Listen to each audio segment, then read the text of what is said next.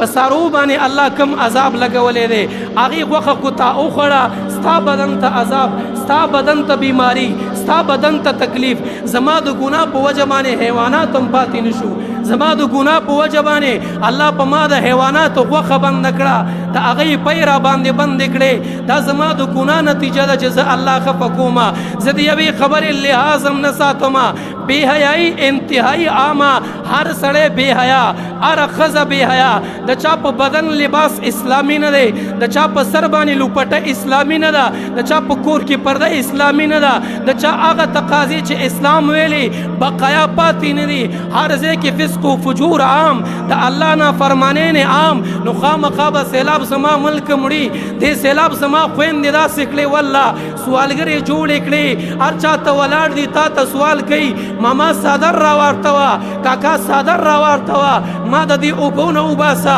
هغه چې د هغې اوبو نه راوځي د هغې عزت تمامه دنیا وګوري د هغې غیرت تمامه دنیا وګوري دا زما او ستا د ګناه په وجه باندې دا په دې خبره باندې چې ما او تا الله خفه کړی ما او تا الله نه پیژنو ما او تا د الله احکام نه پیژنو د الله د کور نه الله اکبر اواز راغی خو څوک د الله اکبر اواز ته جواب نه وایي د الله قرآن ویلی کېږي څوک ورته غوږ نه ږدي د الله خبره کېږي څوک اورېدو ته تیار نه دي د پیغمبر فرمان ویلی کېږي څوک اورېدلو ته تیار نه دي کو تبلیغیان راغل د هغې خبرې اورېدلو ته تیار نه یي لنډه دا چې د اسلام هر یو حکم دی د اسلام هر یوه خبره ده خو مسلمان د هغې اورېدلو ته تیار نه دی مسلمان هغه نه عملي کوي زما په کور کې یو نه دوه نه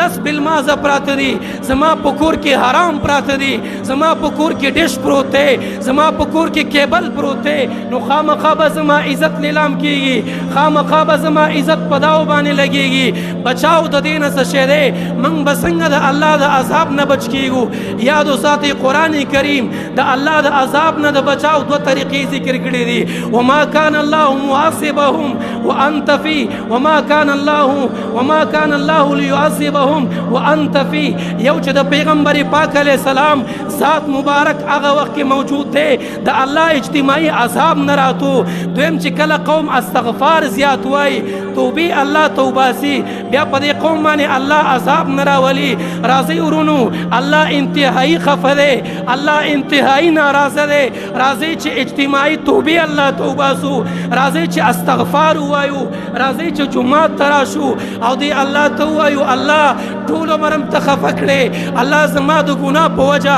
زما د مور په سر لوپټه پاتې نه شوه الله زما د ګناه په وجه زما د خور عزت پاتې نه شو الله زما د ګناه په وجه زما بچي اوبو ویوړل الله زما د ګناه په وجه زما خویندې سیلابونو ویوړې الله زما د ګناه په وجه زما علاقې سیلابونو ویوړې الله زما د ګناه په وجه زما د مسلمان د سر د پناهۍ ځای نشته دی الله په خپلو کړو باندې خفه یم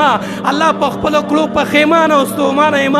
په خپله ماضي باندې الله ته وجاړه په خپل ګناه باندې الله ته وجاړه الله نه بخښنه وغواړه جومات ته راشه دلته الله ته سجده ولګوه قرآن راواله د سینې سره ولګوه الله دا قرآن مې شاته پرېښی دی الله دا قرآن مې پرې غوستی دی الله د دې قرآن تلاوت ته وزګار نه یم الله د دې قرآن احکام نشته دی الله د دې قرآن حاکمیت نشته دی الله د دې قرآن وقار نشته دی الله د دې قرآن عزت نشته دی الله د دې قرآن احترام نشته دی رب ستا قرآن را نه پاتې رب ستا ذکر را نه پاتې رب ستا فکر را نه پاتې الله منو چې مونږ ګناهګار یو الله منو چې مونږ خطاکار یو الله منو چې مونږ سیاکار یو رب زمونږ په ګناه په وجه باندې الله دا دنیا دومره مه په عذاب کوه چې بیا زما دومره خلک نه وي چې د هغې سره مدد وکړي د هغې سره تعاون او امداد وکړي د هغې کور ته ورشي ستا کو په زړه کې ستا کو په سینه کې زړه موجود دی